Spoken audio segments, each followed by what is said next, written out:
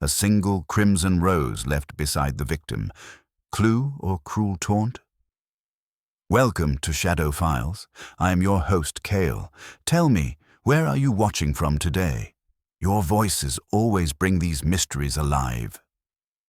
The chandelier in the dining room of Lady Constance Harwood's London townhouse glittered with all the brilliance of 1,000 tiny suns. Silver candelabras gleamed upon the table, their flames reflecting in crystal glasses and polished cutlery. The guests, a select circle of society's finest, were gathered for what was intended to be an elegant evening. Yet the atmosphere crackled with a tension no amount of champagne could dissolve. At the center of the table, a single crimson rose lay upon the white linen tablecloth, carefully placed beside Lady Constance's chair. No one admitted to having brought it, and its presence was, at first, the subject of light curiosity and playful speculation. Yet, before dessert was served, curiosity turned to horror. For Lady Constance, vivacious, imperious, and not unaccustomed to scandal, suddenly gasped, clutched her throat, and collapsed against her chair. The laughter died instantly. Silverware clattered onto plates. Within moments, she was quite unmistakably dead. The silence that followed was suffocating. It was broken only by the shrill cry of her niece, Miss Violet Harwood, a delicate young woman with pale features and anxious eyes. The rose. She touched the rose. And indeed, the once pristine bloom now appeared faintly dusted with some powder, its crimson hue darkened at the edges. The gentlemen sprang from their chairs. Sir Julian March, a wealthy industrialist with a temper as quick as his investments, immediately called for the butler to send for the police. Mrs. Eleanor Whitfield, a widow of impeccable reputation and sharper tongue, whispered something to her neighbor and dabbed at her brow with a lace handkerchief. Across the table, Captain Adrian Blackwood, retired from the army but retaining the sternness of command, narrowed his eyes and muttered, "Poison," subtle and deliberate. Within half an hour, the authorities arrived, but it was clear from the outset that this was no ordinary case of sudden illness. A doctor declared Lady Constance dead from poisoning, though the method remained a puzzle. The police, quick to action, insisted it must be accidental, or perhaps a tragic case of mistaken medicine. But the rose, crimson and unnatural in its presence, seemed to mock that simple explanation. Each guest had motive, as would soon be revealed, debts unpaid, secrets concealed, and rivalries cloaked beneath the veneer of polite society, and though none could know it yet, the case would come to demand the brilliance of one man above all, Monsieur Hercule Poirot. For when a crimson rose blooms amidst death, it is not nature at work, but human cunning. The doctor, a grave and careful man named Pembroke, had hardly finished pronouncing what everyone already knew when the police arrived. Boots thudded on the checkered marble of the hall, voices were hushed, and the dining room, with its glittering chandelier and the single sinister bloom, became at once a scene of order imposed upon catastrophe. The crimson rose was placed gingerly under an inverted crystal cloche from the sideboard, Captain Blackwood's suggestion, seconded by the doctor, to prevent contamination. No one protested. There was in all present a sense, unspoken but general, that the rose had not been an ornament merely. It had been an instrument. Inspector Archer, a lean fellow with a habit of letting his eyes rest, bird-like, on the person he addressed, and then, flitting away, asked everyone to adjourn to the drawing-room while a constable remained with the doctor in the dining-room to make a preliminary note of positions and plates. There was a brief, disordered migration past the portraits of Harwood's long-deceased, and then the guests were settled on chairs and sofas, each in attitudes that did not match their ordinary selves. Sir Julian stood by the mantelpiece, rigid as a column. Mrs. Whitfield perched on the edge of a fauteuil, fan in hand, though there was no heat. Captain Blackwood chose a stance by the window, his back very straight, gaze on the curtains as if they were the enemy's line. Miss Violet, pale and shivering, sat with her hands cramped together in her lap. The servants, Mr. Fisk the butler, Mrs. Bly the housekeeper, and 2 footmen, waited just inside the door, eyes lowered. "You shall each give your statement in turn," Archer said, in a voice more patient than kind. "But first, in what order were the courses served, and at what time did Lady Constance take ill?" Mr. Fisk, dignified even in calamity, answered, "Soup at 8, precisely, sir. Fish at 20 past, the saddle at 9. Coffee was not yet served." The incident, a pause, because there was no proper word, occurred shortly before 9:30. "And the flower?" Archer's eyes flicked to Violet. "It was there when we sat," she whispered. "I thought it a little odd that Aunt Constance would have a single rose when the table was all lilies and ivy, but she liked little affectations. I said nothing. Was it there, Mr. Fisk, when you laid the places?" "It was not, Inspector. I set the table at 7, I am certain." "Then who had access to the table during dinner?" "The footman, sir, to clear and serve." "No guest left his place." At this, Mrs. Whitfield fluttered her fan. "I beg your pardon, Mr. Fisk, but I did, if one counts a momentary adjustment as leaving. My handbag slipped, and I stooped to recover it. I did not rise from the chair." Captain Blackwood's eyes did not leave the curtain. "I fetched my handkerchief from my breast pocket," he said. "No one cares, I imagine, but I announce it so that nothing trivial becomes monstrous later." Sir Julian snapped. "None of us performed conjuring tricks. Archer, the thing was placed by a servant or sent here as some ridiculous valentine." "It killed," said Archer, and the word made them all flinch.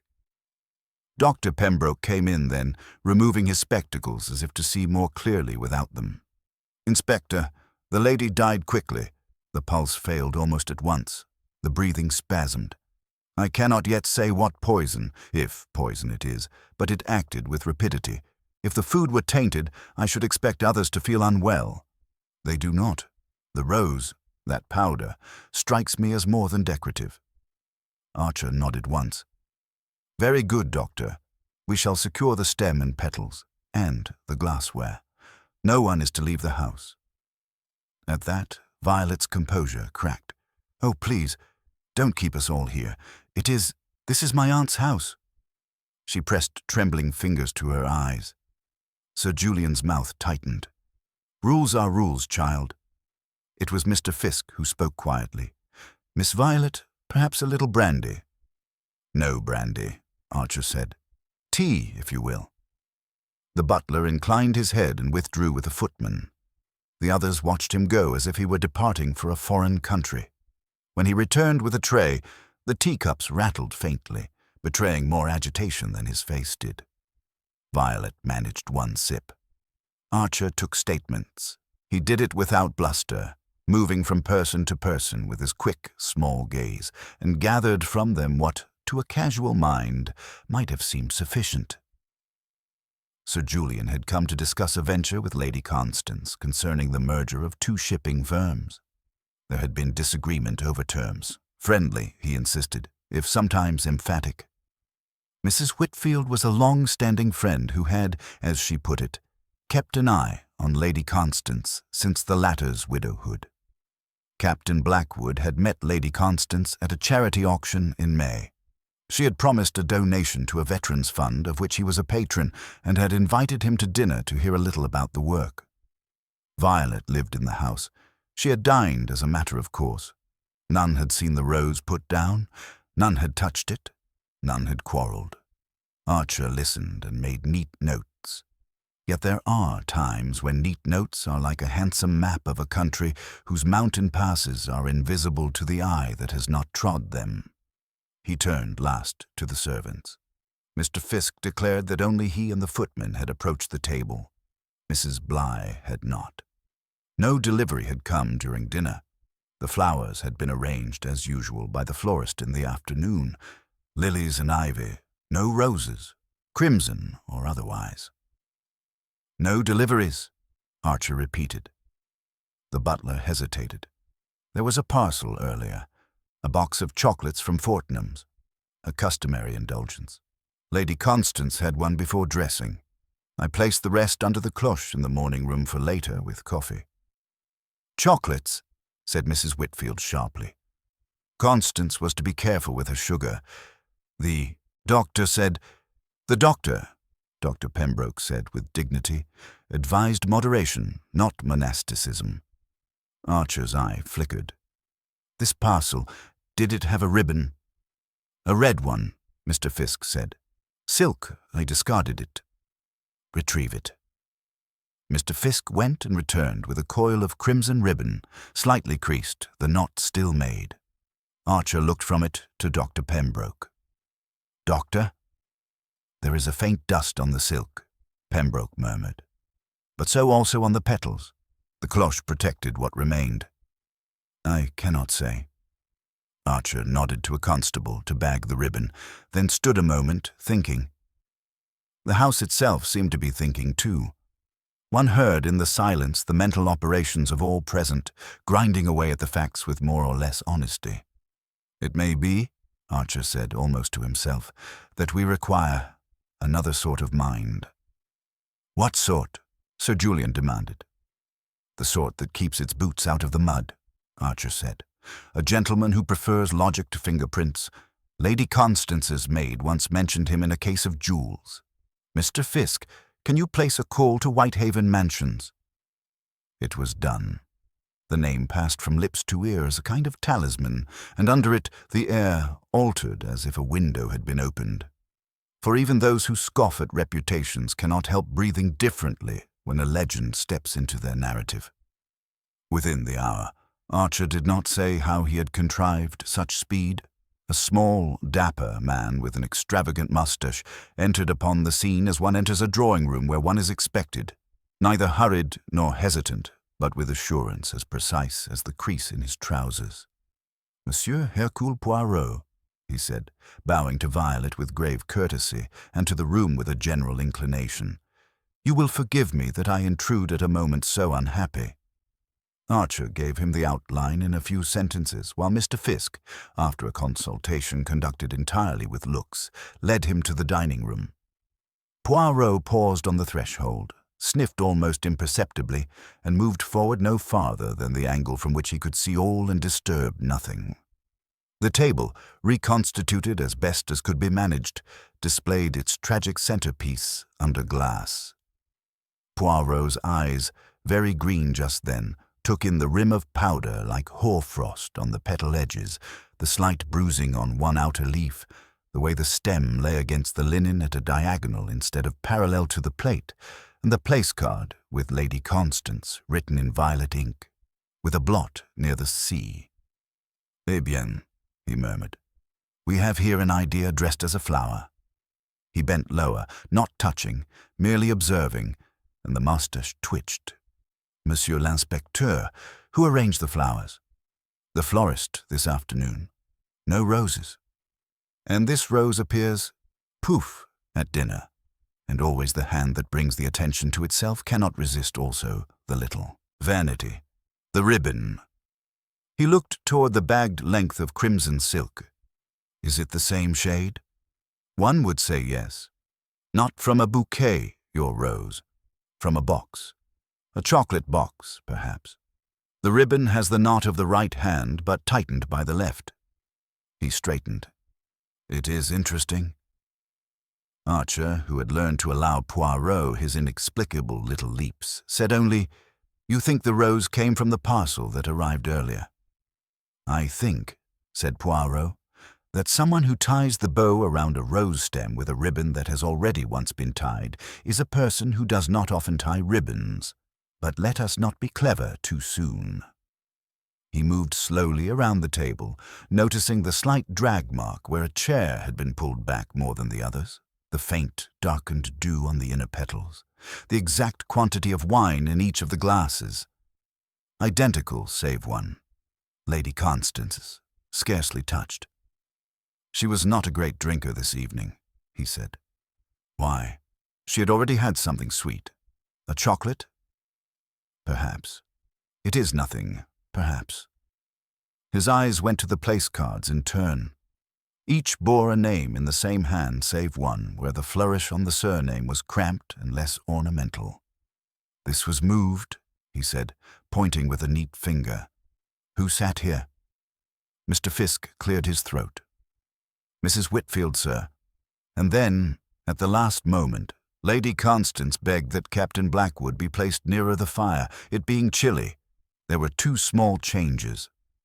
I altered the cards accordingly. Poirot made a sound that could have been approval or merely acknowledgement. At the last moment, always it is there that the clumsy things happen. And the rose, where was it then? By Lady Constance's place, as now. And the person who placed it would have needed to adjust for the changed positions, Poirot said softly. But if he, or she, did not know of the change, how would he ensure that the flower arrived at the right plate? He looked up at Archer. "You see, mon ami, how immediately we stumble upon the psychology. This crime, it announces itself charmingly as a symbol, but it is at bottom an act of impatience. The one who brings a message wishes it to be read at once, not after coffee." He asked then to see the morning room. Mr. Fisk led him there. On the small table under the window stood the cloche in which Mr. Fisk said he had placed the remaining chocolates. The dish was empty now, the cloche having been requisitioned to cover the rose. Beside it lay the discarded paper from the parcel, neat as the butler's conscience. Poirot regarded it, then flipped the paper with a single finger. A small oily mark shone faintly in the lamplight. "From the chocolates?" Archer suggested. "Possibly," said Poirot. "Possibly, too, from a glove that has handled a substance not good for the human heart. We shall not yet say. We shall only put it gently into the cupboard of the mind." In the drawing-room again, Poirot made his bow to each guest by name, as if committing them to memory by ritual. He spoke first not to Sir Julian, nor to the captain, who were visibly ready to be important, but to Miss Violet. "Mademoiselle, you will permit that I ask a question that is also a kindness. Your aunt, was she a woman of the decision sudden, or did she deliberate long?" "She decided quickly," Violet said, still small-voiced. "She liked to surprise people. She liked to—" The word would not come. She shook her head. "She could be cruel, Monsieur Poirot." "Cruelty, it is a swift thing," Poirot said, "and those who live near it become also swift, in defense, in attack. It will be useful for me to know that." He turned then, quite smoothly, to the room at large. "Messieurs, mesdames, I shall not keep you long tonight with the questions. They are best when they are first simple. You will each tell me, please, whether you wear this evening the gloves, and whether they were on your hands at dinner." It was an absurd question to some. Mrs. Whitfield laughed brittly. "Gloves at table? Certainly not." "I wore them coming in," said Captain Blackwood. "Kid gloves, but removed for dinner. They're in my coat pocket." Sir Julian produced a short, irritated phrase about gloves being for riding, not for roast beef. Violet had none. The servants, of course, did not dine wearing gloves. Mr. Fisk's hands were as immaculate as his napery. "Bon," said Poirot. "You see, I do not ask about quarrels and wills and who loved whom. I ask about gloves, and why? Because the rose has the powder, and the powder wishes to travel. It leaves traces, on the ribbon, on the paper, on the person who could not resist the touch. We shall find, if we are patient." His eyes fell briefly to a tiny, chalky smear on the lower loop of Mrs. Whitfield's fan. "And patience, it is a virtue of which this house has little, but he tapped his forehead, "I have enough for us all." He asked then, to Archer's faint surprise, to speak with the staff first, not last. "Always the household," he said lightly. "They know the rhythm of the house. From them I learn if tonight is the same song or a different one." He moved toward the door with Mr. Fisk, and at the threshold he paused, looking back at the table where the tea things still stood, at Violet's trembling saucer, at the empty, abandoned chair of the dead woman. The glance was not theatrical. It was the calculation of a chess player noting the squares. As he passed through the hall, Poirot's gaze dropped, swiftly, to the parquet. A single crimson petal lay crushed near the skirting board, far from the dining table, as if a careless foot had carried it there and ground it under. He did not stoop. He merely noted, and the light in his eyes deepened. "Mr. Fisk," he said mildly, "tell me, if you please, at what hour the parcel was delivered, and who received it?" "At 6, sir.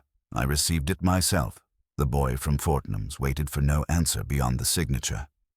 "Eh bien. And the ribbon, did you tie it again around the chocolates once opened?" "I confess," Mr. Fisk said, ashamed of a lapse in perfection. "I tied it about the rose when I found it on the sideboard, thinking it pretty, before taking it to the table, at Lady Constance's instruction.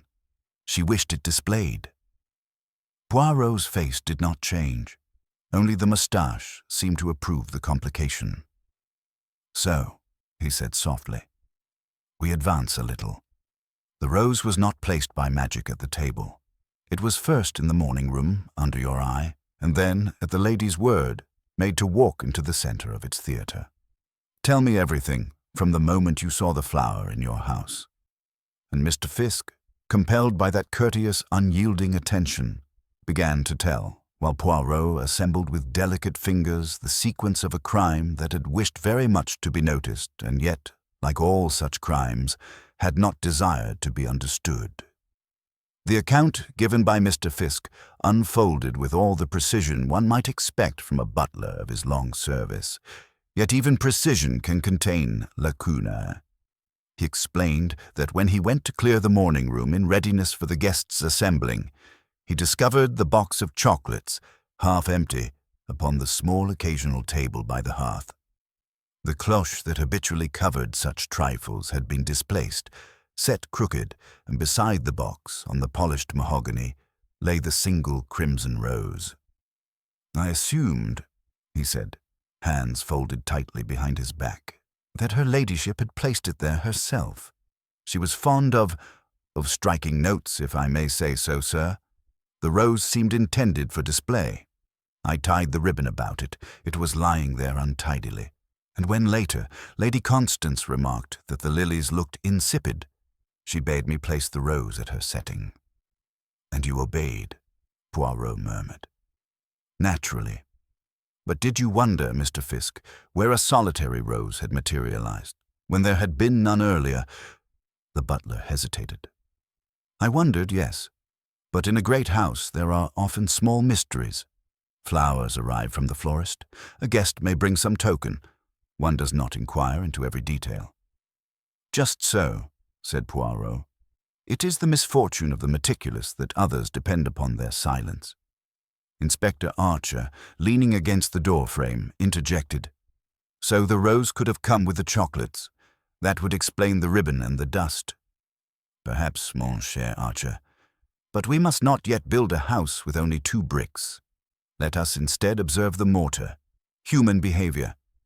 Mr. Fisk, you say the cloche was set awry, yes? Not with your hand?" "No, sir." "Then some other hand replaced it so. Which? A careless one, a hurried one, certainly not yours." The butler inclined his head. "I keep things straight, sir." Poirot's gaze softened. He appreciated devotion to order wherever he found it. He asked then to speak with Mrs. Bly, the housekeeper, a severe woman with a jaw like a nutcracker and eyes that permitted no levity.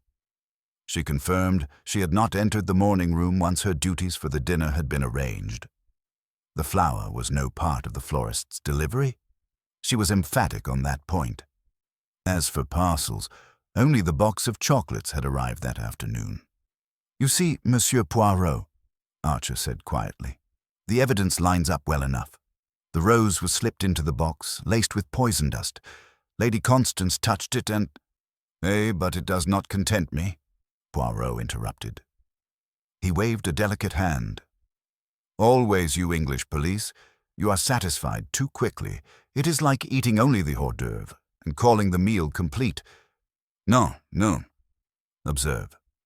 The chocolates were opened before dinner, were they not? Mr. Fiske nodded. Her ladyship sampled one before dressing. And did she die then? No, she dies only at table, only after she touches the rose. Therefore, the method was not hidden in the chocolates, but in the symbol, the flower, which she was invited to notice before all. Archer frowned. Then someone planted it deliberately, to be found, to be fatal. Just so. A message in scarlet. Poirot tapped his temple. It is a psychological crime. To kill with spectacle, not stealth. Lady Constance was meant to be struck down before her guests, like the heroine of a play. The thought made them all shift uneasily. Poirot requested then that each guest be shown in, one by one, for a second round of questions. Archer raised an eyebrow. It seemed premature, but he acquiesced, curious to see Poirot's method. Mrs. Whitfield entered first, her fan trembling faintly in her hand. Poirot greeted her with gallantry. "Madame, you knew Lady Constance well." "For 20 years," she said. "She was formidable. Not always amiable, but never dull." "And in those 20 years, did she collect enemies?" Mrs. Whitfield pursed her lips. A woman of wealth and independence collects them as a rose collects aphids. They cling. "Forgive me, madame, but did you resent her independence?" The fan snapped shut. "I resented nothing. She lived as she chose. I admired it even." Poirot's eyes flickered to the faint, chalky smear still upon the fan's ivory guard. "You are generous. And yet, if she promised money to a cause, or withheld it, it could make of admiration a heavy burden, n'est-ce pas?" Mrs. Whitfield's mouth twisted. "She was capricious with her promises. But what is that to me? I manage my affairs." Poirot inclined his head, releasing her with a gentle hand wave. She left, shoulders drawn. Captain Blackwood followed, upright as a parade. Poirot studied the military cut of his coat. "You have the look, mon capitaine, of one who endures discomfort without a murmur. But poison, that is not the soldier's way, eh?" Blackwood's mouth hardened. "I despise it. A coward's tool. If I wished to kill, it would be with my own hands." "And yet," Poirot said softly, "your fund for veterans required Lady Constance's donation. If she withheld it, if she mocked, would it not sting as much as any enemy's fire?" Blackwood's jaw twitched, but he controlled himself. She had promised, yes, but one does not coerce a lady at dinner. No, of course not. One does not coerce, unless one disguises coercion as gallantry. A rose, perhaps, presented in courtly fashion. Blackwood blinked, then scowled. "I gave her nothing of the kind." Poirot let the silence run, then dismissed him. Sir Julian was next, his temper thin as wire. "Let us be brief, Monsieur Poirot. I had business with Lady Constance. Business only. Her death inconveniences me, nothing more." "Business that she resisted, perhaps? Terms she disliked?" "A merger she refused, yes. But people decline offers every day.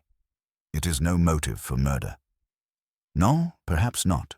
But when refusal comes with ridicule, when one's reputation is touched—" Sir Julian's eyes blazed, then narrowed. "You are fishing." Poirot smiled faintly. "Always, monsieur. And when the fish is foolish, it leaps onto the hook itself." Sir Julian left, muttering. At last, Violet was brought in, pale and trembling. Poirot softened his voice. "Mademoiselle, you spoke of the rose first, did you not?" "Yes," she whispered. "I saw it, and when Aunt Constance fell, I thought—" "You thought it the cause? That was very swift, very certain." I don't know why. It seemed so strange, out of place, and Aunt Constance touched it just before... Poirot regarded her kindly. "You are perceptive, yet sometimes the mind perceives too quickly. It leaps, you must be careful. To leap may betray not only what you see, but what you fear. Violet's eyes brimmed and she looked away. When she had gone, Archer exhaled. Well, what do you make of it? Poirot folded his hands. Each has a motive, each denies opportunity. But psychology, mon ami, psychology does not lie. Consider, the killer wished not only to kill but to dramatize. Who among them thrives upon theater? Who fears exposure or seeks to humiliate? These are the questions. Archer frowned. And your answer? Not yet. The truth, it grows slowly like a rosebud. To open it by force is to destroy it. We must wait. Poirot requested then to inspect Lady Constance's personal rooms. Violet, with reluctance, guided him upstairs. The boudoir was lavish, silks and mirrors, perfume bottles glittering like jewels. On the dressing table lay the remnants of a note, torn hastily in half. Poirot, with delicate fingers, pieced the scraps together. It read, "Shall be ruined unless you fulfill your promise. The veterans will not forgive." The signature was missing, torn away. Poirot's eyes narrowed. "Ah," he whispered. The psychology grows clearer. A threat, a demand. She was cornered, and she answered with death. "Do you think it was Captain Blackwood?" Violet asked faintly. Poirot raised a finger. "Shh, we do not accuse. We observe. Captain Blackwood would scorn poison, so he says. But words are one thing, deeds another, and the letter, whoever wrote it, has left behind his soul upon the page." They returned downstairs. Poirot stood a moment at the foot of the staircase, surveying the household gathered restlessly in the hall. His eyes, bright and calculating, rested briefly on each face, noting the stiffness of Sir Julian's jaw, the tremor in Mrs. Whitfield's hand, the rigidity of Blackwood's stance, the haunted anxiety of Violet's gaze. "The rose," he murmured, almost to himself, "was not only crimson, it was cruel, and cruelty, it wears many masks." Archer joined him, whispering, "So where do we stand?" Poirot's mustache curved. "We stand, mon ami, at the first false lead. Someone will appear guilty, the police will rejoice, and then I shall disagree." As if in answer to his prophecy, a constable approached, saluting. "Inspector, we've found something in Captain Blackwood's coat pocket. A small vial, empty, but it smells queer, like almonds." All eyes turned. Captain Blackwood stiffened, then flushed darkly. Archer's expression hardened with triumph. "So, that explains it." But Poirot, lifting the vial delicately, shook his head with serene certainty. "Non, mon cher Archer, this explains nothing at all." And in that moment, the game of the little grey cells had truly begun. The drawing-room, already taut with unease, grew tauter still as Captain Adrian Blackwood stood, his face hard as carved stone, while Inspector Archer turned the little vial over in his hand as though it were the very heart of the matter. The other guests, seated or pacing, reacted with audible gasps. Mrs. Whitfield pressed her handkerchief to her lips.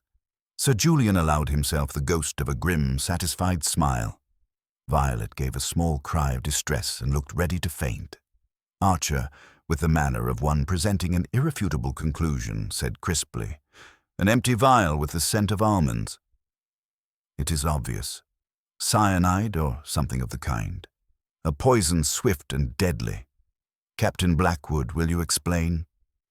The captain's voice, when it came, was steady and clipped, though beneath the surface it trembled with indignation. "I will explain nothing, because explanation is unnecessary. That vial is not mine. I have never seen it before. If your constable claims to have found it in my coat, then someone has put it there." "Placed?" Archer's brows rose. "Do you expect us to believe in fairy-tale conspiracies? That another guest crept to the cloakroom and slipped a poison vial into your pocket, hoping it would be discovered? That strains belief." Blackwood drew himself up taller, as though before a hostile tribunal. And yet it is the only explanation. I had nothing to gain from Lady Constance's death except disgrace. She had promised funds for my cause. Now, with her gone, that promise is dust. If anything, I am the last man in this house who would wish her harm." The inspector sneered faintly, but before he could retort, Poirot's voice, calm, clear, and faintly amused, cut across the tension. "Let us not leap, mon cher Archer. When one leaps, one may stumble. It is not the finding of a vial that solves a crime, it is the meaning of the vial, and to know the meaning we must examine, always, the psychology." Archer gave a small sound of impatience. "Meaning. The meaning is that he had poison in his possession." Poirot tilted his head, his moustache twitching. "And yet, note this. The lady did not die from a drink poured into her glass, nor from food upon her plate. She died when she touched the rose. If the vial contains cyanide, as you believe, then what use was it to her killer? Cyanide is swallowed, it does not cling prettily to petals. No, the method does not match." Dr. Pembroke, who had been hovering in the background, cleared his throat. "Monsieur Poirot is correct, Inspector. If the poison was cyanide, the symptoms would be most distinctive. Burning of the throat, the odor itself perceptible in the breath. Lady Constance displayed none of these signs. The collapse was swift, but the manner different. I must test further, of course, but I am inclined to agree. This vial is a distraction." Archer frowned, but Poirot only spread his small hands. "Voilà. A false lead, yes? A little drama, planted most carefully, to draw our attention to the obvious suspect, the gallant soldier with a cause and a grievance. But it is too obvious. And crime, Inspector, especially crime of the theatre, does not thrive upon the obvious." Blackwood exhaled as though a reprieve had been granted. "You mean someone planted it deliberately? To frame me?" Poirot's eyes gleamed. "Exactement. Someone knew that your cause required Lady Constance's patronage, that her refusal would wound your pride. And so, a bottle, a smell of almonds. Simple. You would be condemned, and all others exonerated. But the true culprit, he counts upon the impatience of the police. He forgets, however, that Hercule Poirot does not leap. He observes." The relief that passed over Violet's face was palpable. Mrs. Whitfield fanned herself more vigorously. Sir Julian muttered something inaudible but distinctly sour. Poirot raised the vial delicately between thumb and forefinger, then set it aside. "We shall keep it, yes, but we shall not crown it king of evidence. Instead, let us look elsewhere. I desire to know more of Lady Constance herself. In every crime, it is the victim who holds the key. Tell me, Mademoiselle Violet, your aunt, was she a woman of secrets?" Violet hesitated, twisting her hands in her lap. She was proud, Monsieur Poirot. Proud of her freedom. She said she owed explanations to no one, but yes, she kept secrets. Letters came, sometimes late at night. She burned them in the grate. She had quarrels. With Sir Julian, over money.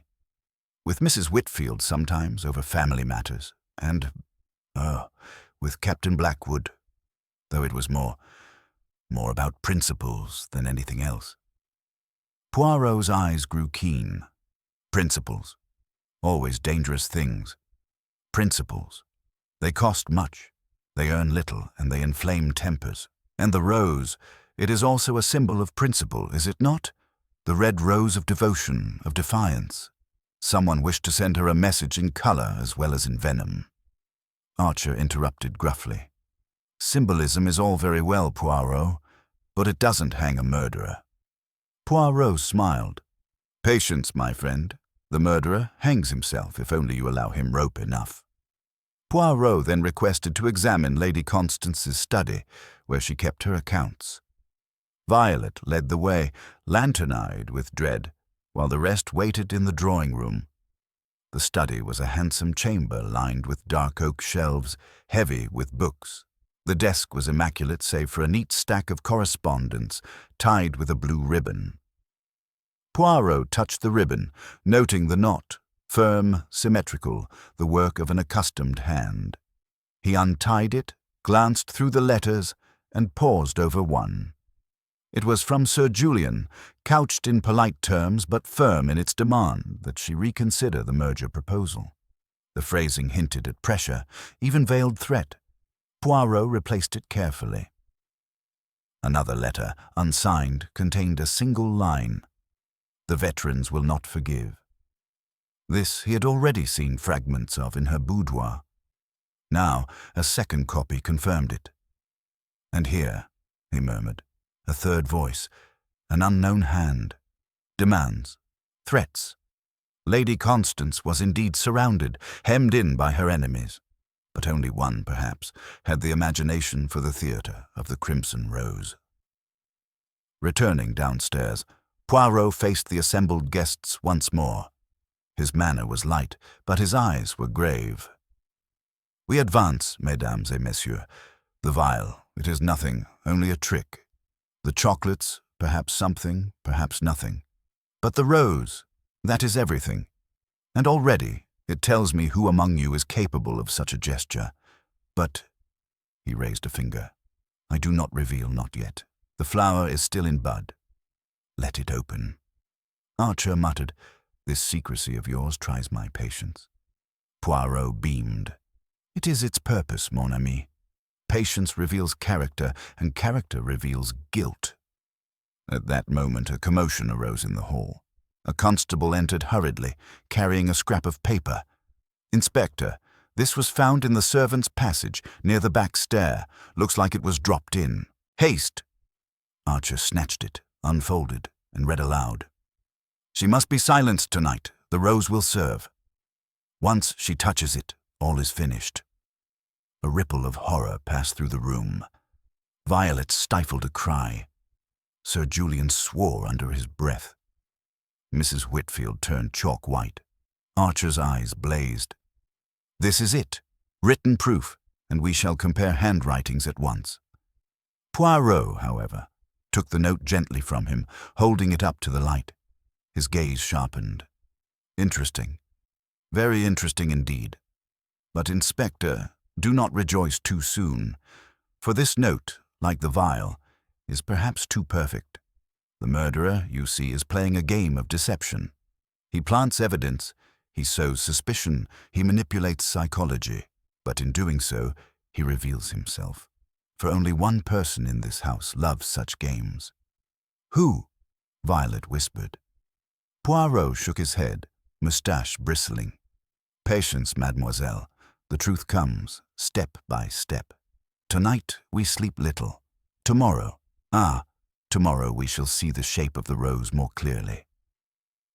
As the household dispersed reluctantly under constabulary watch, Poirot lingered by the table where the rose still lay beneath its cloche. He bent low, scrutinizing the petals once more, and murmured in French, too soft for the others. "Yes, my crimson flower, you are cruel, but you are also vain, and vanity, toujours, is the undoing of the criminal."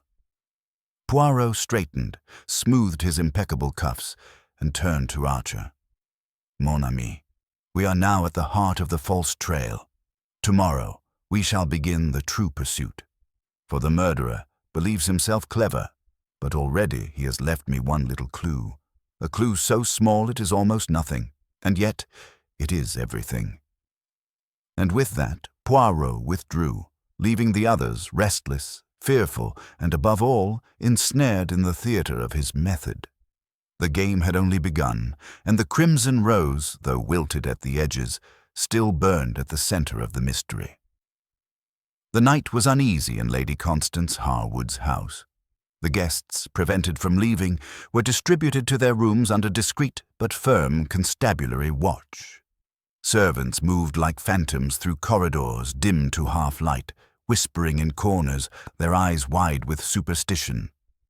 The dining room had been locked, the crimson rose still entombed beneath its glass, like some relic of a saint turned diabolical. Poirot, however, did not retire. He paced the long gallery with its ancestral portraits, small hands clasped behind his back, head tilted, lips pursed in contemplation. Hastings was not present to record the little sighs, the sudden finger taps, the murmured "mais oui," yet Poirot carried on his private dialogue with the shadows themselves. Inspector Archer, watching with a mixture of admiration and impatience, finally joined him. "Poirot," he muttered, "I can't make sense of it. Every time I believe we've found the path, you tell me it's a trick. The vial, the letter, the note in the passage, are they all false?" Poirot stopped before a gilt-framed portrait of some long-dead Harwood in lace collar and armor. "Not false, mon ami. Planted. There is a difference. A falsehood is nothing. A planted clue, that is a seed. From the seed we learn of the gardener. Consider, whoever placed the vial in the coat wished to convict Captain Blackwood. Whoever dropped the note wished to accelerate suspicion, and both actions bear the same fingerprint, not of the hand, but of the mind. It is a mind that delights in manipulation, that stages drama. Such minds cannot resist leaving their own signature." Archer scowled. "You talk of signatures, yet you show me none." Poirot smiled faintly. "Patience, Inspector.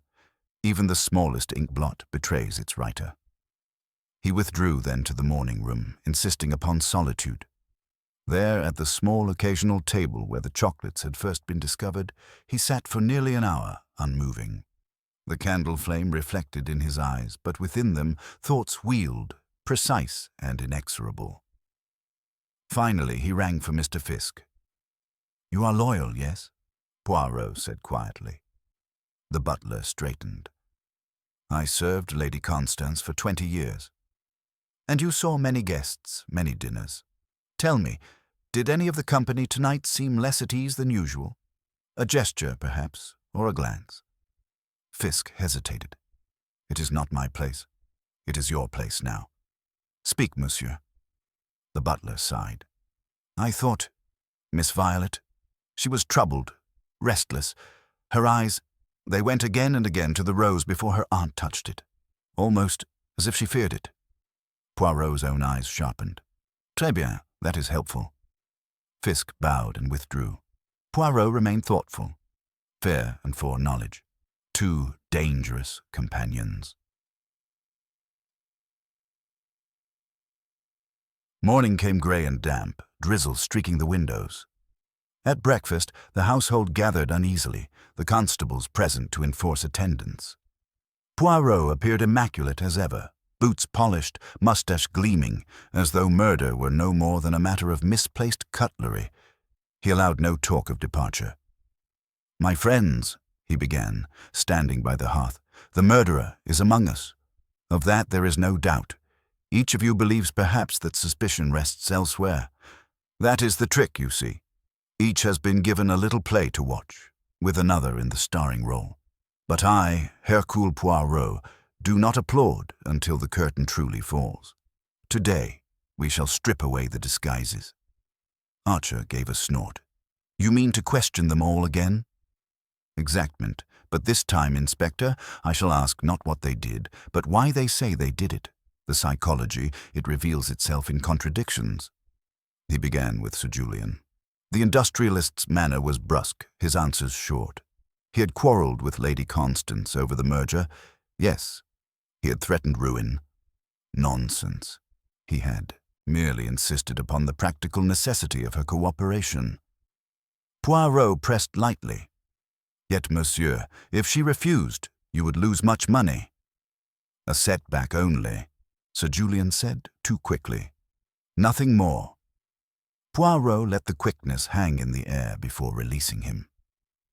Next, Mrs. Whitfield, clutching her fan, though it was scarcely morning attire. She declared herself distraught, a friend of long standing horrified at the tragedy. Poirot's eyes narrowed. "Yet you quarrelled, did you not, over family matters?" She stiffened. "Trifles, domestic quarrels."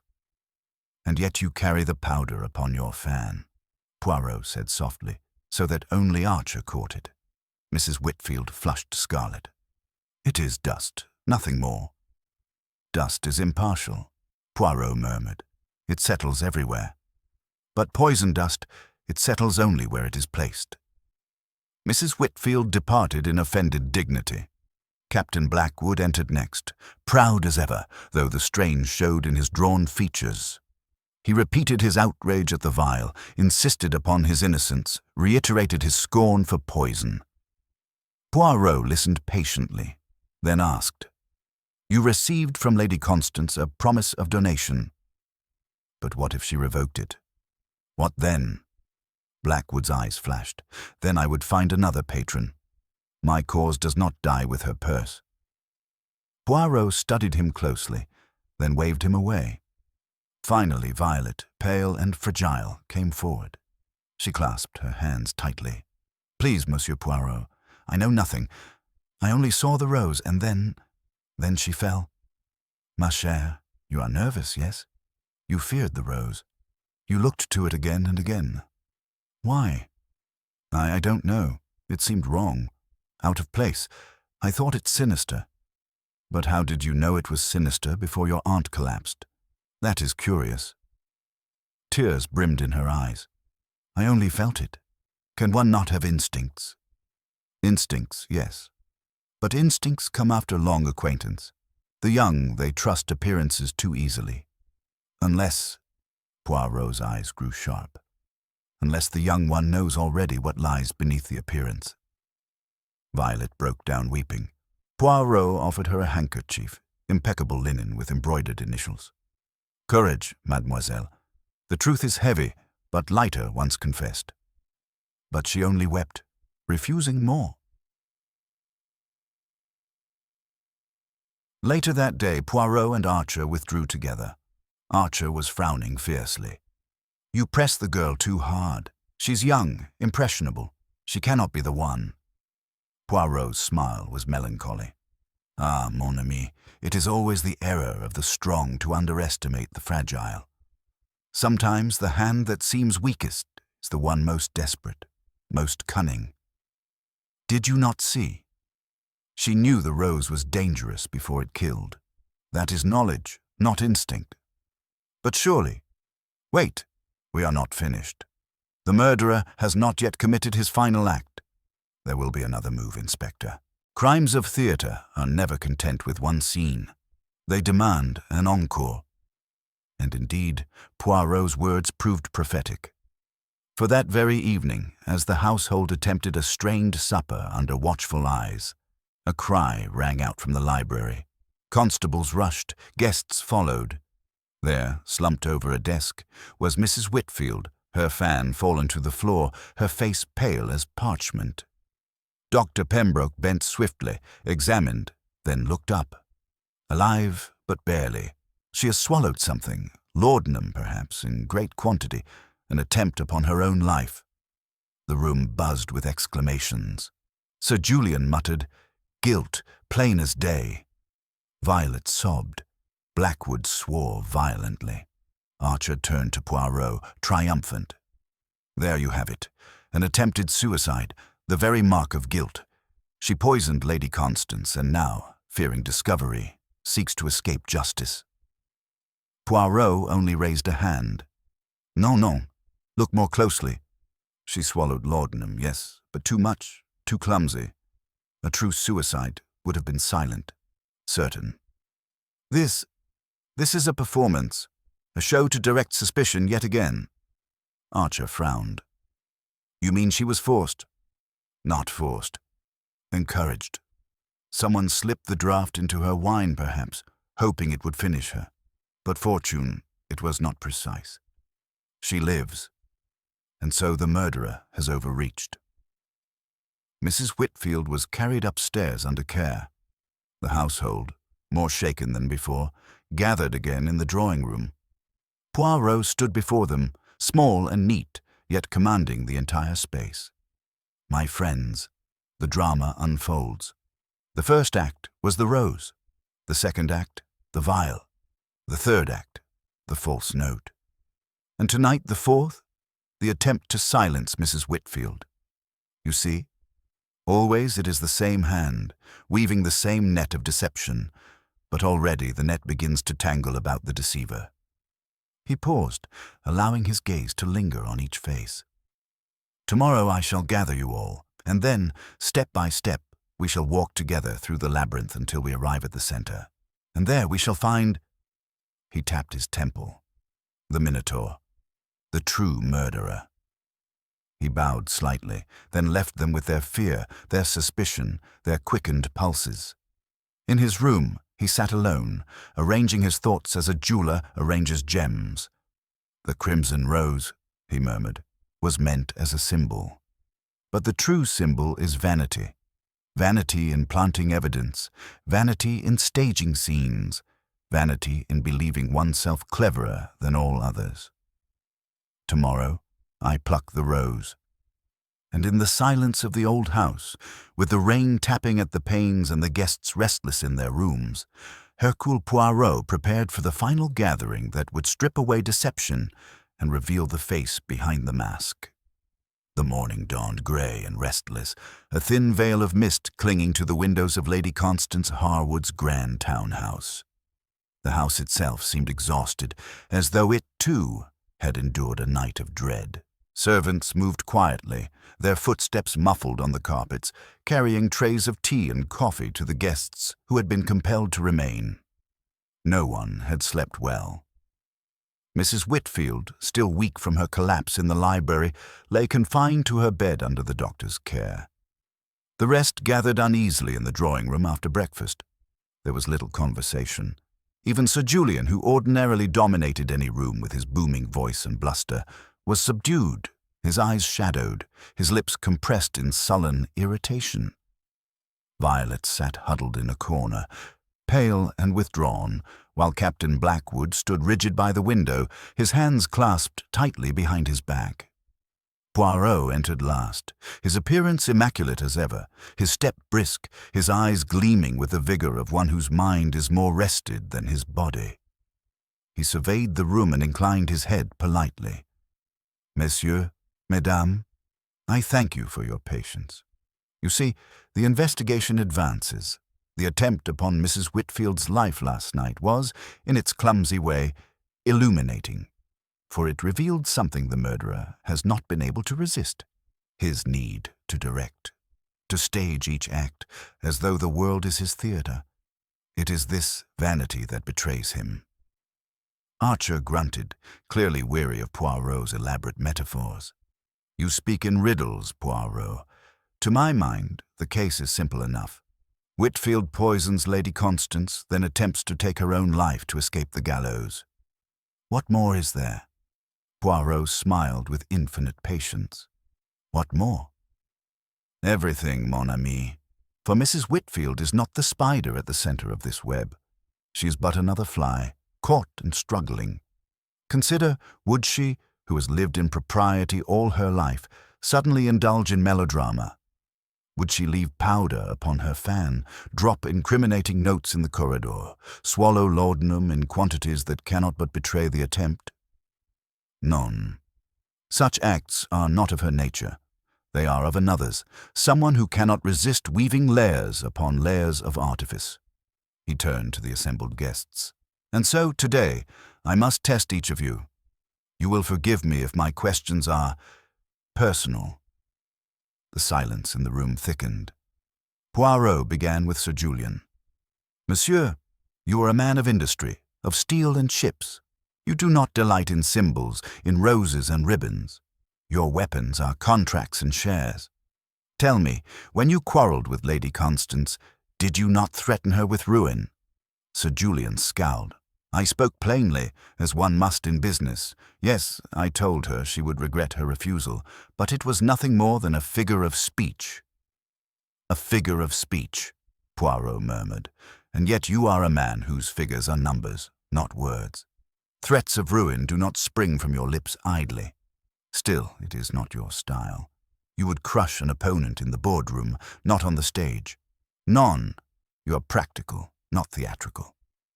He dismissed Sir Julian with a flick of his hand. Next, Captain Blackwood. His uniformed bearing seemed almost a caricature of discipline, Poirot regarded him closely.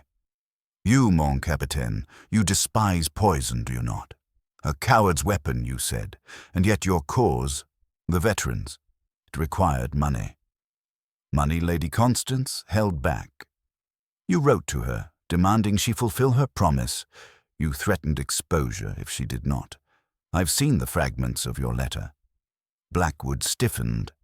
I wrote passionately, yes, but threats, never. I appealed to her conscience. If she spurned us, it would not be I who ruined her reputation, but her own broken word. Poirot's eyes glimmered, spoken like a soldier, with honor. And yet, the letter bore desperation. It is possible, is it not, that desperation turned to something darker? I am not a murderer. Blackwood's voice rang with conviction. If I had wished her dead, I would not have chosen such cowardly means. Just so, Poirot said softly, and your psychology confirms it. You are a man of bluntness, not guile.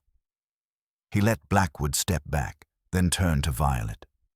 Mademoiselle, you are young, tender, impressionable. You loved your aunt. Violet's eyes flickered. I respected her. She took me in after my parents died. I owed her everything. She could be harsh, yes, but she cared for me. Cared? Poirot's brows rose. She mocked you often, did she not? Kept you dependent, without fortune of your own. Violet's hands twisted in her lap. She believed in discipline. She said indulgence ruins character. Poirot leaned forward. And yet you saw the rose. You knew. Before your aunt collapsed, you looked to it with fear. How? Unless you already understood its purpose. I don't know, Violet cried. I only felt it. I was afraid, that is all. Afraid or guilty? Poirot murmured. Her tears brimmed again, and she shook her head violently. Archer stirred, ready to interject, but Poirot raised a hand. Patience, Inspector. The truth will not be forced. It will reveal itself, petal by petal, like the rose. He allowed Violet to leave, trembling. Poirot then addressed Archer directly. You see, mon ami, psychology is the key. Sir Julian would never bother with roses. Captain Blackwood would scorn poison. Violet fears, yes, but fear alone is not guilt. And Mrs. Whitfield, she is too obvious. The guilty one delights in artifice. Who then among them is truly theatrical? Who cannot resist the gesture? Archer frowned. You think of someone not yet before us? Exactement. The one we forget. The servant. Archer blinked. The butler? Impossible. He was loyal to the lady. Poirot's mustache twitched. Loyalty, Inspector, can be the mask of resentment.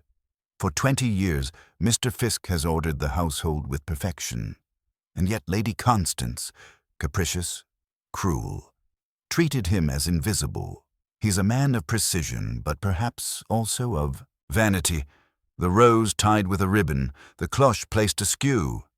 These are acts of a servant who wishes his art to be noticed. Archer shook his head. You suspect Fiske? I consider him, that is all, but I do not yet accuse, for still I lack the final proof, the one small detail that will fit into place. At that moment, a constable entered hurriedly. Inspector, Mrs. Whitfield has recovered consciousness. She begs to speak with you, and with Monsieur Poirot. They went upstairs at once.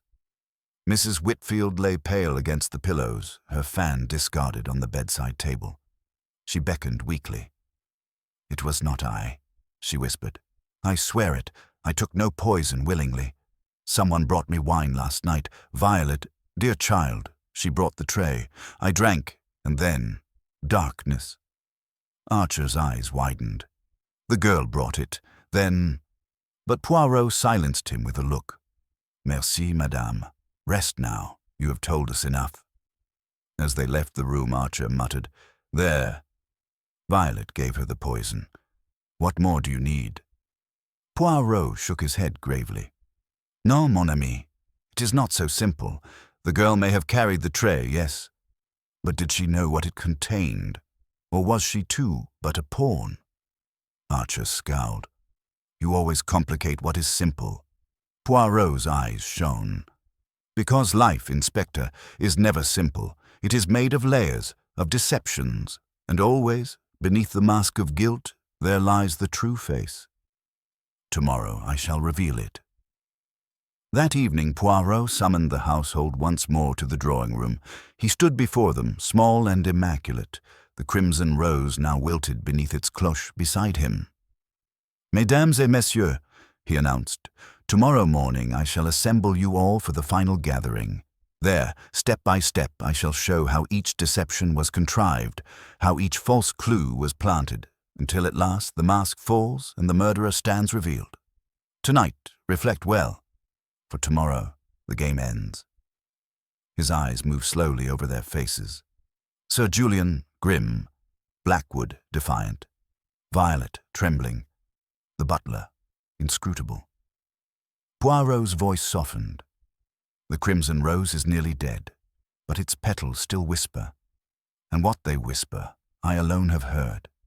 Tomorrow, mes amis, you shall hear it too. And with that, Poirot bowed, leaving them shrouded in dread and anticipation, each wondering whether the whisper of the rose accused them. The lamps burned low in the drawing-room that night, throwing long shadows across the gilded mirrors and heavy curtains. The air was thick with unease. The house, grand and old, seemed itself to brood on the crime committed within its walls. Upstairs, Mrs. Whitfield slept under the influence of Dr. Pembroke's draught, watched carefully by a constable. The others remained restless. Sir Julian prowled by the hearth like a caged lion. Violet sat pale and silent with her embroidery lying untouched in her lap, and Captain Blackwood stood, sentinel, at the window, staring out into the fog-drenched square. Poirot, meanwhile, occupied a wing-backed chair near the center of the room, immaculate as ever. His hands were steepled, his eyes half closed, but his mind, his little grey cells, were busily engaged. He let the silence stretch until it became unbearable, then spoke with quiet precision. Mes amis, you wonder, do you not, why I delay? Why I do not already point to the guilty one and declare, Voila, there is the murderer. It is because I must be sure, entirely sure. A puzzle is not solved until each piece lies neatly in its place. And here there are many pieces, too many false ones placed deliberately to confuse. Archer, pacing impatiently near the door, muttered, You'll talk us into old age, Poirot, before you give us your answer. To my mind, Violet is the obvious suspect. She carried the wine to Whitfield, and she feared the rose before her aunt collapsed. What more do you want? Poirot opened his eyes and looked at him with patient reproach. What more? Mais, mon ami, everything. Mademoiselle Violet is young, impressionable.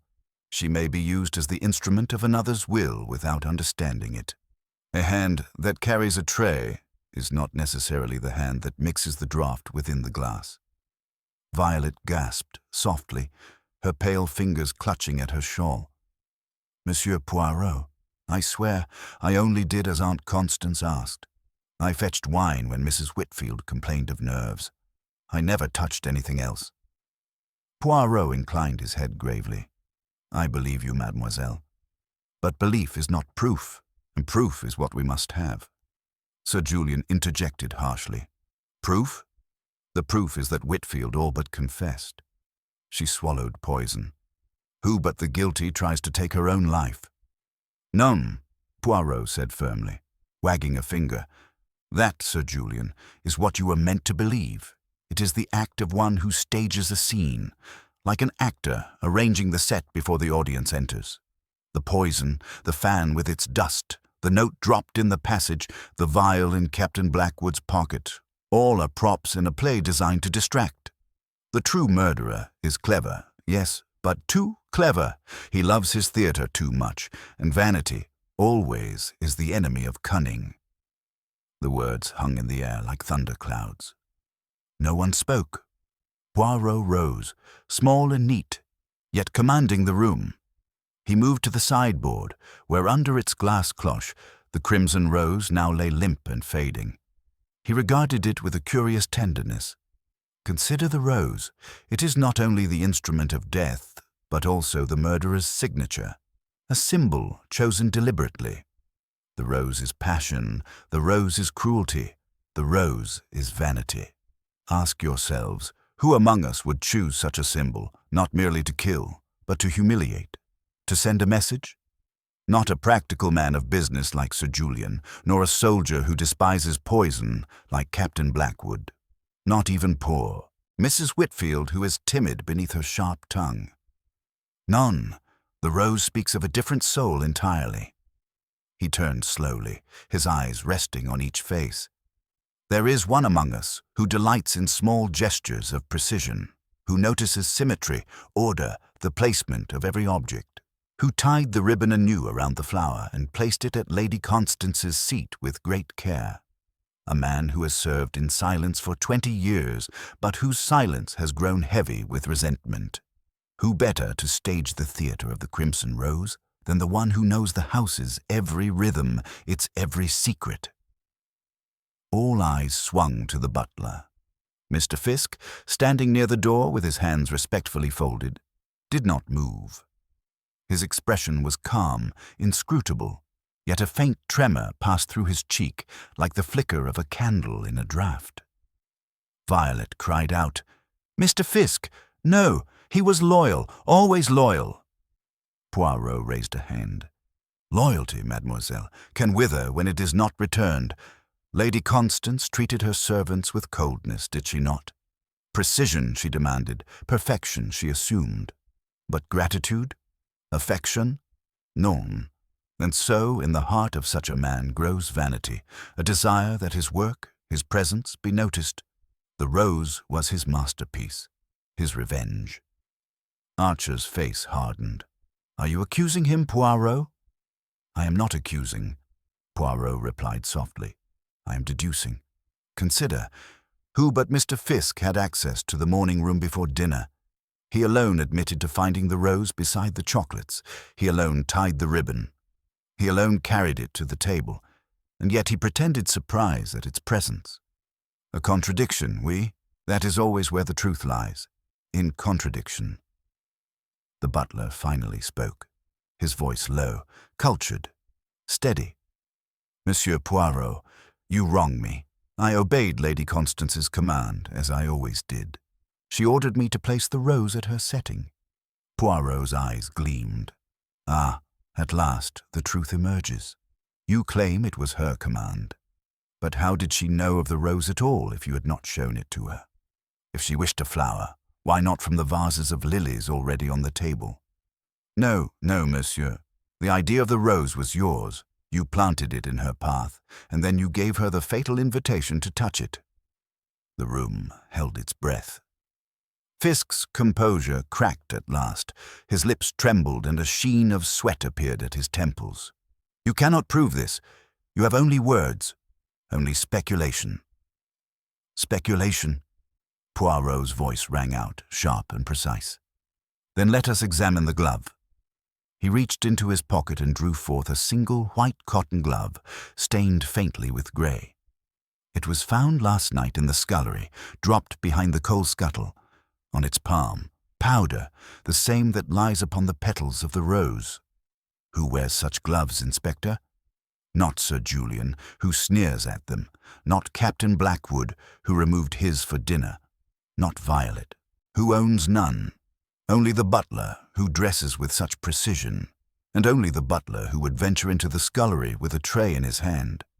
Archer took the glove, examined it, and nodded grimly. "It's true.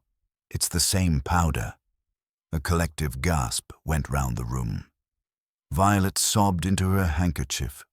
Blackwood swore softly. Sir Julian muttered, "By God, the fellow had us all dancing like puppets." Mr. Fisk straightened, his mask of dignity collapsing into something raw and weary. His voice, when it came, was bitter. 20 years I served her, 20 years of obedience, of silence, of perfection, And what was I? A piece of furniture, a clock that wound itself. She mocked me, humiliated me, treated me as though I were invisible. And I thought, if I am invisible, then let my hand be seen in her death. Let them all witness my art. Poirot bowed his head slightly, grave. Yes, monsieur, that is the vanity of the criminal. To kill, yes, but also to be admired for the manner of it. You dress death with a rose. And yet vanity always betrays. For the one who strives to be noticed leaves traces. The powder on the fan, the ribbon tied too carefully, the glove discarded. You wish to be seen, and so you are. Archer snapped his fingers. Constable stepped forward, placing hands on the butler's arms. Fisk did not resist. He allowed himself to be led away, his face pale but strangely proud, as though at last he had achieved recognition, however dark. Silence fell after his removal. Violet wept quietly. Blackwood clenched his fists. Sir Julian poured himself brandy with a shaking hand. Archer turned to Poirot. You had him from the first, didn't you? Poirot smiled gently. Non, Inspector. At first I suspected many. The false clues were clever. But in the end it is always the psychology. Businessmen, soldiers, widows, young girls, they act according to their nature. Only Mr. Fisk acted against his, revealing a bitterness long hidden.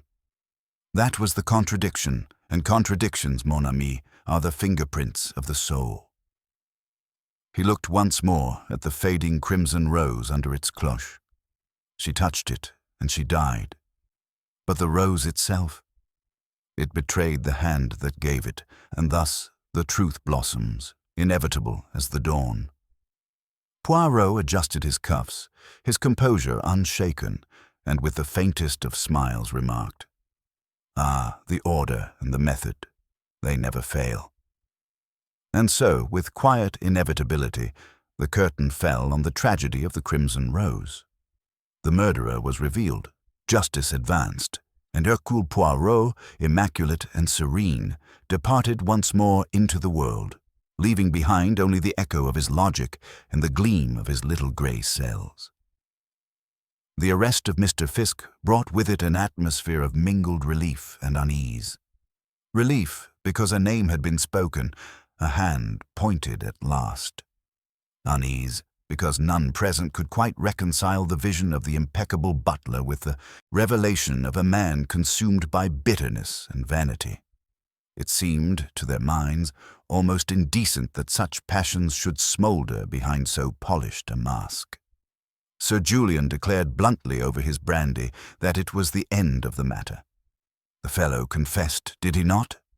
Spoke his bitterness plain enough. There is no mystery now. Let us not indulge in further melodrama. Yet Poirot, sitting by the fire, his eyes half closed, merely shook his head. "Non, monsieur, it is not so simple. A confession, oui, but under duress, at the moment when pride collapses. Is it the full truth? That I do not yet accept. Remember always, appearances deceive." Captain Blackwood frowned. "What more do you want, Poirot? The glove, the powder, the rose? All point to him. Just so, too neatly, too perfectly. And you know my creed. When everything fits too easily, then one suspects a trick." Poirot's voice was calm, but the moustache twitched with restlessness. "The little grey cells are not yet satisfied." Archer groaned. "You'll drive us all mad, Poirot.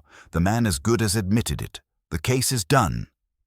Poirot opened his eyes, sharp and green. "Done?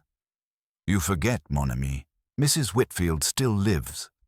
She spoke of the wine carried by Mademoiselle Violet.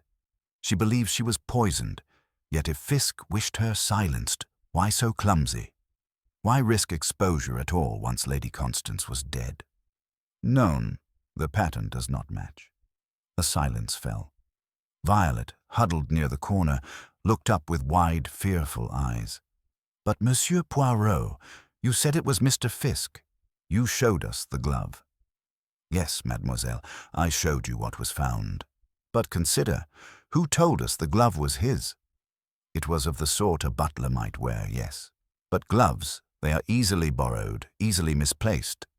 To plant a glove, a vial, a note, these are the arts of one who adores misdirection. And I ask myself, was Mr. Fisk truly such a man?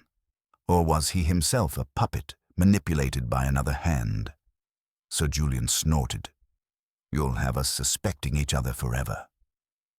Better to suspect until certainty arrives, Poirot said gravely, than to condemn in haste, for the innocent, once accused, cannot so easily wash away the stain. That night Poirot slept little. He rose before dawn, walked the misted corridors, pausing at the dining-room door where the crimson rose still lay beneath its cloche, now shriveled, its once vivid petals curled and blackened at the edges. He regarded it long and thoughtfully, then whispered, "Mon pauvre ami, you are fading. And so too fades the mask, but what lies beneath, it still breathes." When morning came, he summoned Archer. "Today, Inspector, we must complete the business. The murderer plays his game with relish, but I will not let him finish the act on his own terms. I shall gather all once more. There will be no more planting of clues, no more little dramas. Today, we close the theatre." Archer sighed, but agreed. "If only to save my sanity, Poirot, I'll indulge your ceremony." By noon, the guests were assembled in the great drawing-room. Mrs. Whitfield, pale but upright, was supported by cushions and the doctor's care. Sir Julian was impatient, Captain Blackwood grim, Violet trembling, and Fisk himself, under guard, sat silent, his expression strangely composed. Poirot stood before them, hands clasped, moustache shining, the master of the stage. "Mesdames et messieurs," he began, "you have endured much these past days. Death, suspicion, deception. You believe perhaps the end has come with the arrest of Mr. Fisk. But no, the truth, it is not yet complete. And Poirot, he does not permit a half-truth. Today you shall have the whole." He paced slowly, each step measured. Lady Constance was poisoned, yes, by a powder upon the petals of the rose. That is fact. The rose was tied with a ribbon, placed at her setting. Who placed it? Mr. Fisk. That is also fact, but fact is not the same as guilt. For Mr. Fisk did not find the rose in a box of chocolates by chance. He was shown it. He was encouraged. The rose was delivered into the house by another hand, hidden within the parcel. And this hand, it is clever, it is vain, it is theatrical. Archer muttered, "You'll have us round the circle again." Poirot raised a finger. "Patience, Inspector. We examine motive. Sir Julian, you sought a merger. Lady Constance refused. You were angry, yes, but your weapons are commerce, not roses. Captain Blackwood, you sought funds. You wrote letters, perhaps stern, perhaps desperate, but your nature is direct. Poison, subterfuge, planted clues. Non, it is not the soldier's way. Mrs. Whitfield, you feared exposure, your finances perhaps entwined with Lady Constance's, but you are timid beneath your dignity. To stage melodrama with roses and ribbons, not your style. And Mademoiselle Violet—" He turned to her suddenly. She gasped, shrinking back. "You loved your aunt, yes, but you also feared her. She held your future in her fist. She could deny you fortune, independence, freedom. You carried wine that sickened Mrs. Whitfield. You feared the rose before it killed. Why? Because you knew it was dangerous." Violet burst into tears. "I swear I didn't. I was afraid, yes, but only because it seemed strange, out of place." Poirot's eyes softened. "Courage, mademoiselle. You are guilty only of weakness, not of murder. You were used, as was Fisk, as were we all." The room stirred with surprise. Archer growled, "Then who?" Poirot's gaze swept the room sharp as a blade. "Who delights in theatre? Who writes false notes, plants false vials, ties ribbons with too perfect knots? Who loves to manipulate psychology, to make others dance like puppets? Who has played us all? His eyes fixed upon Sir Julian. The industrialist stiffened. This is absurd. I told you, I deal in ships, not roses. Poirot advanced, his small figure charged with authority. Exactement. That is what you would have us believe, but you forget, monsieur, that you have another passion, vanity. You could not bear Lady Constance's ridicule, her scorn of your offer. She mocked you before others, did she not? That, for a man of your pride, was intolerable. You determined she should die, but not quietly. No, you wanted spectacle.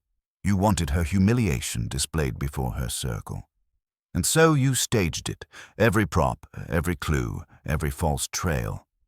You knew Mr. Fisk's precision, his love of order, would make him appear guilty. You knew Violet's nerves would betray her fear. You even slipped laudanum into Mrs. Whitfield's wine to silence her when she grew suspicious. But you miscalculated, monsieur, for vanity blinds as much as it reveals. Sir Julian's face purpled. Nonsense. You have no proof. Poirot's moustache twitched with triumph. No proof? But yes, I have. When I examined the torn letter in Lady Constance's boudoir, I saw the ink blot near the signature. Last night I examined your own correspondence in her study. The very same blot, the very same flourish cramped at the end. You wrote the threatening letter to her, warning that the veterans would not forgive. You disguised it as Blackwood's cause, but the handwriting betrayed you. You forged a voice to frame another, just as you planted a glove to frame the butler. But you forgot, monsieur, that ink is as unique as a fingerprint, and Poirot, he notices. A hush fell. Violet stared, aghast. Blackwood's fists clenched. Mrs. Whitfield uttered a faint cry. Archer's eyes widened in sudden understanding. Poirot continued, relentless. And more, the rose itself. You chose it because it mocked her. Lady Constance called you once a man without romance, without imagination. So you proved her wrong, Hayne. You killed her with imagination, too much imagination. That is your true confession.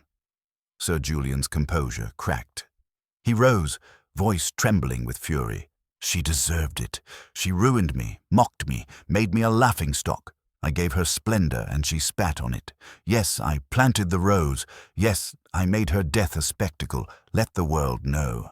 Julian March is not a man to be scorned. The outburst was his undoing. Constables seized him as Archer barked orders. The others looked on in horror. Poirot, calm as ever, smoothed his cuffs. You see, vanity, toujours vanity. The crimson rose was not Fisk's art, nor Violet's fear, nor Whitfield's despair. It was Sir Julian's revenge, and in his pride he reveals himself. He bowed slightly to the room. Thus, mes amis, the curtain falls. The rose is plucked, the truth exposed. Hercule Poirot has spoken. And with that, the mystery of the crimson rose was laid bare, its petals scattered, its thorns revealed.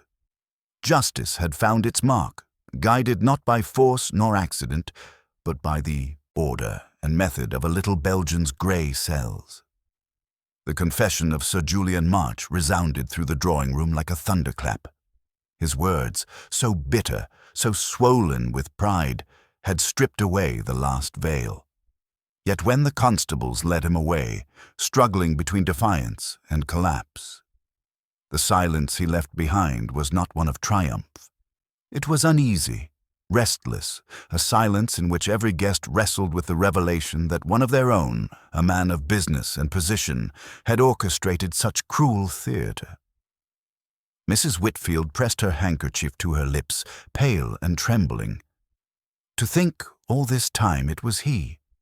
Sir Julian, a man of standing, how monstrous! Captain Blackwood's jaw tightened, and he dared to invoke the cause of my men, to use their suffering as a mask for his crime. By heaven, I'll see him cursed for that. Violet, who had been staring blankly into the middle distance, suddenly began to weep softly, the tears sliding silently down her cheeks. Poirot moved to her side with unexpected gentleness, placing a small square of immaculate linen in her hand. "Courage, mademoiselle. The nightmare is over. You have been made to play a role in his drama, but now the curtain has fallen." Inspector Archer, however, was far less tender. He strode across the room, muttering darkly, "Well, Poirot, you've done it again.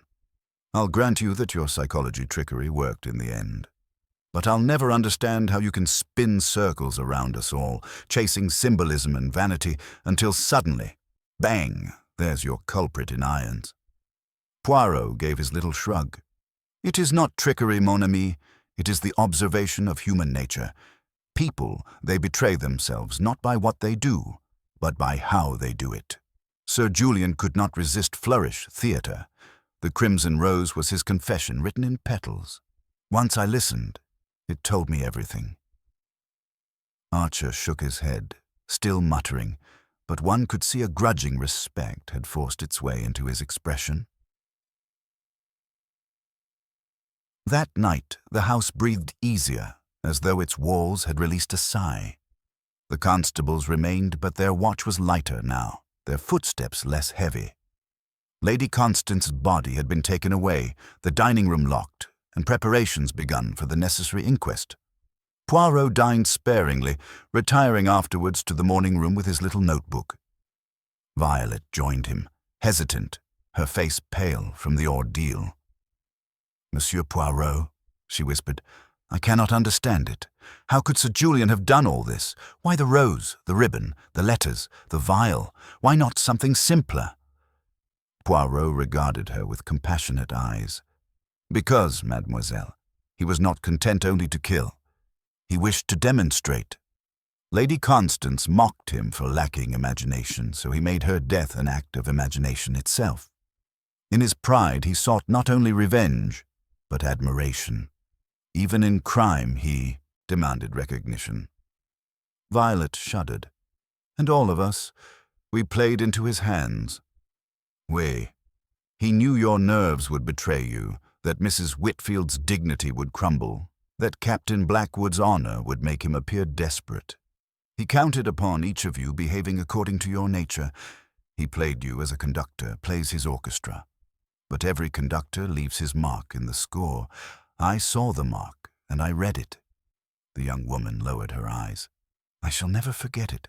That rose, it will haunt me always." Poirot's voice softened. "It will fade, mademoiselle, as roses do, and in its place you must plant a different memory, of truth, of justice, of survival." The following day brought the official inquest. Testimonies were given, evidence presented, and though Sir Julian's protestations continued, his own outburst in the drawing-room weighed heavily against him. Poirot's deductions were recounted, the glove and the ribbon produced, the forged letters compared. The coroner, grave and deliberate, pronounced the conclusion. Lady Constance Harwood had been poisoned by deliberate human agency, and Sir Julian March stood charged with her murder. The news spread swiftly through society, as such news always does. A man of influence accused of so theatrical a crime. London buzzed with it. Some refused to believe. Others declared they had always suspected something unnatural in him. But within the house, the relief was quieter, tinged with sorrow. Captain Blackwood prepared to depart. He shook Poirot's hand firmly. "You have saved me from a noose I did not deserve. For that, you have the gratitude of a soldier and of every man who served with me."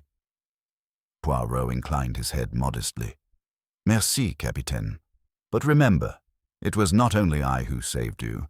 It was your own psychology, your bluntness, your scorn for poison. Such a nature cannot be hidden, and it was that which exonerated you."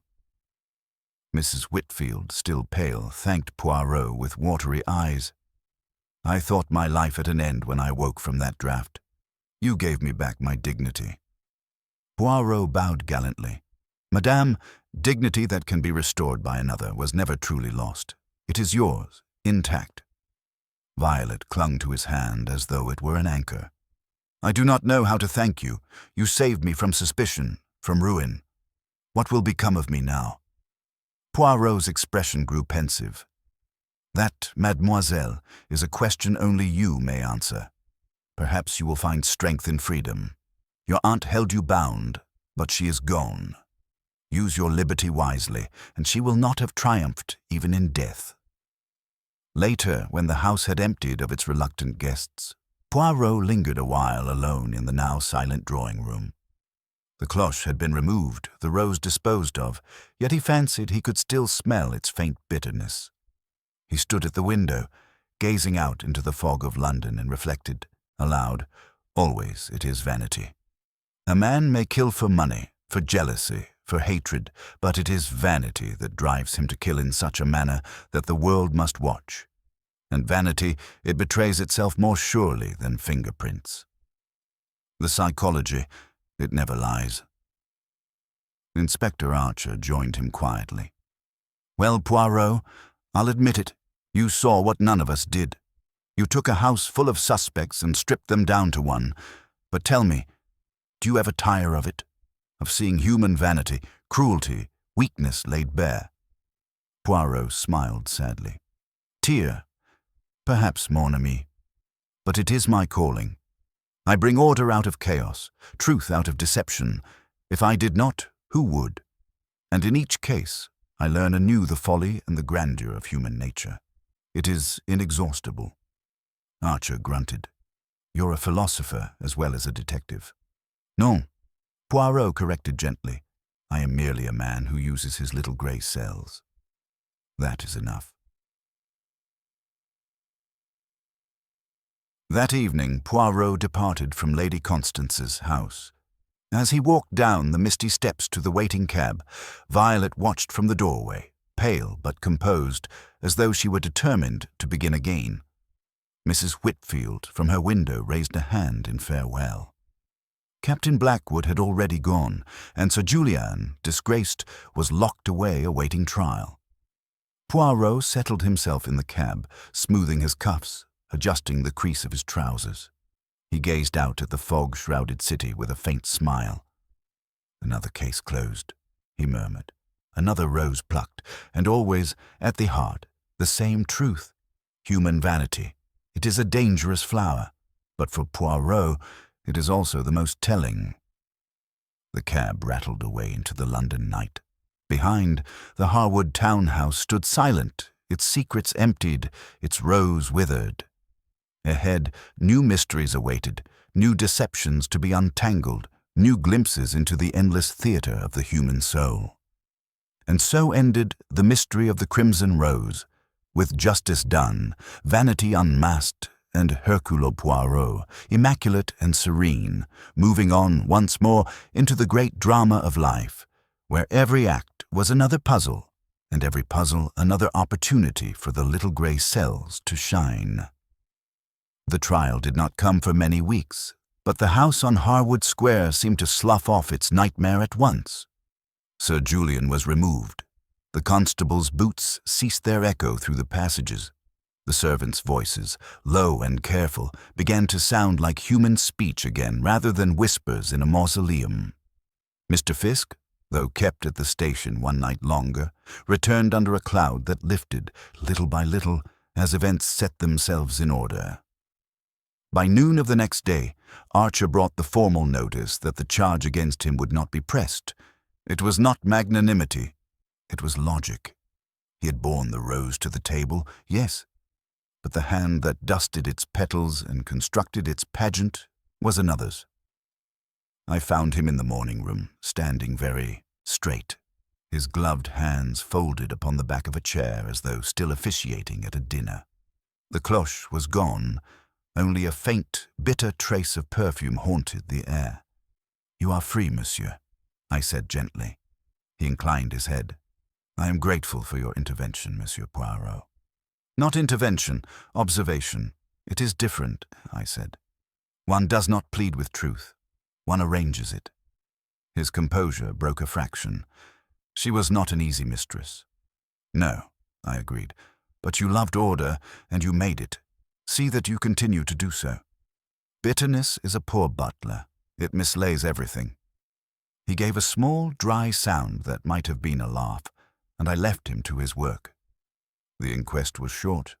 Archer, bluff, tired, secretly pleased, presented the facts. Dr. Pembroke testified to a rapid-acting alkaloid carried by fine dust on the skin. The letters were read. The vial with its theatrical scent was dismissed for what it was. Stage dressing. Sir Julian's outburst weighed more than any exhibit. Society murmured, having at last something substantial to feed upon. The coroner was grave. The verdict pointed straight and without embroidery. There remained, as there always remains, the setting of the smaller accounts, the wounded pride, the frightened child, the friend who had been made a prop in a stranger's play. Late one afternoon, as London balanced between fog and a pale, watery sun, Violet came to Whitehaven Mansions. She wore black, but without affectation. Grief had stripped away all that was merely pretty in her face and left it, what was the English word? True. "They have read the will," she said at once, "for youth believes that all must rush out as soon as it is felt. Aunt Constance left bequests to charities. There is a modest provision for Mr. Fiske and for Mrs. Bligh. The house is to be sold. To me, enough to live if I am prudent. Not a great fortune. Perhaps that is good." "It is often good," I said. "Prosperity with the bit in its mouth. That is the wise horse." She attempted a smile and failed. "Captain Blackwood came this morning. He says the Veterans Fund will survive. An anonymous donor has promised to make up what Aunt would not give." I raised my eyebrows. She shook her head quickly. "Not I. I could not now." "Eh bien," I said. "The world, it contains more than one purse, mademoiselle, and more than one conscience. You must attend to your own. What do you intend?" "To leave London. For a while. Mrs. Whitfield has a cousin in Bath who will receive me. After I may study. I should like to learn to keep books, to see the numbers. Orderly, honest." "Ah," I exclaimed. "Order, always it is the secret. Do that, and you will not be haunted by roses." Her eyes filled and cleared. "Monsieur Poirot," she said shyly, "was there, truly, a single proof you could have shown them if Sir Julian had not? If he had not spoken?" I leaned back and considered the ceiling. "A single proof. Number A single proof. It is the dream of the lazy policeman." There were many small things that agreed. The note in the passage, written to be found but worthless in sense, bore the pressure and flourish of a hand too practiced to be Captain Blackwood's. The inkblot signature imitated his, but betrayed itself in the cramped finale that I had seen in Sir Julian's own letter. The ribbon's mark, the memory of its first knot, was the knot of one who ties an elegant cravat, not the plain square bow of a servant who ties for duty. The cloche in the morning room was replaced with the haste of a man unused to service, set down ajar. The crushed petal I saw near the skirting board told me of a careless shoe between rooms at the wrong hour. Most of all, mademoiselle, there was the psychology. The criminal stage manager cannot resist applause. He plants the vial that smells of almonds, because he believes we, like children, will sniff and cry, cyanide. He drops the note. He courts discovery. He makes of the victim's death a scene. That is not the butler. It is the man insulted in his vanity, who must revenge not only with death, but with spectacle. She was silent for a little. "It is terrible," she said finally, "that people can be so vain." "It is human," I corrected, "and because it is human, it is legible. You will meet vanity again. Do not attempt to reform it. Step out of its way and keep your own pride in check. It is quieter, but it can be as dangerous." She rose then and held out her hand. "Goodbye, Monsieur Poirot." "Au revoir," I said, and meant it. For youth, if it takes to heart a lesson once, may not need it twice. 2 days later, Archer took me to see the cell. I do not enjoy such visits, but sometimes they illuminate the case with a last small lamp. Sir Julian stood at the bars as though they were beneath him, and he was searching for an appropriate staircase. He had shaved. He was immaculate still. Ruin had not yet altered the habits of an exact man. "So," he said with a bitter smile, "the little mountebank comes to take a bow." "It is the actor who bows, monsieur," I returned pleasantly. "The stage manager remains in the shadows." "Which were you?" "Both." He lifted his chin. "She made a jest of me. I repaid it with art." "With art," I repeated. "It is a curious word for murder."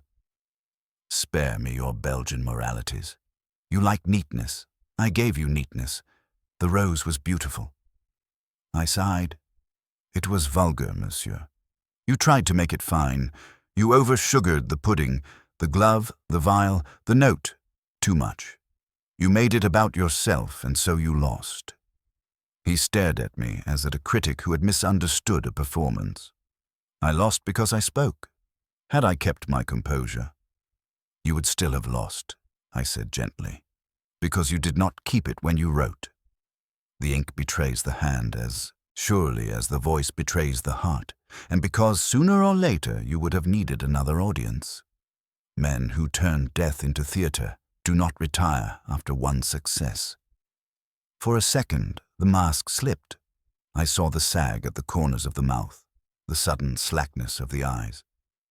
Then it snapped back. "Get out," he said softly, very softly.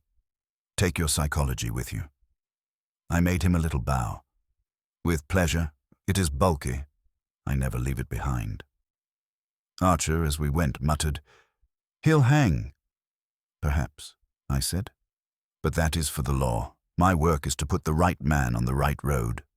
He laughed, a harsh little sound. "Sometimes I think you'd rather mend their souls." "Jamais," I replied.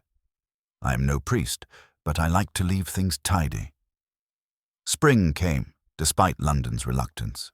On a pale morning I walked to the gardens at Chelsea, where young roses in their nurse beds showed nothing yet of crimson or white, only green, which is hope.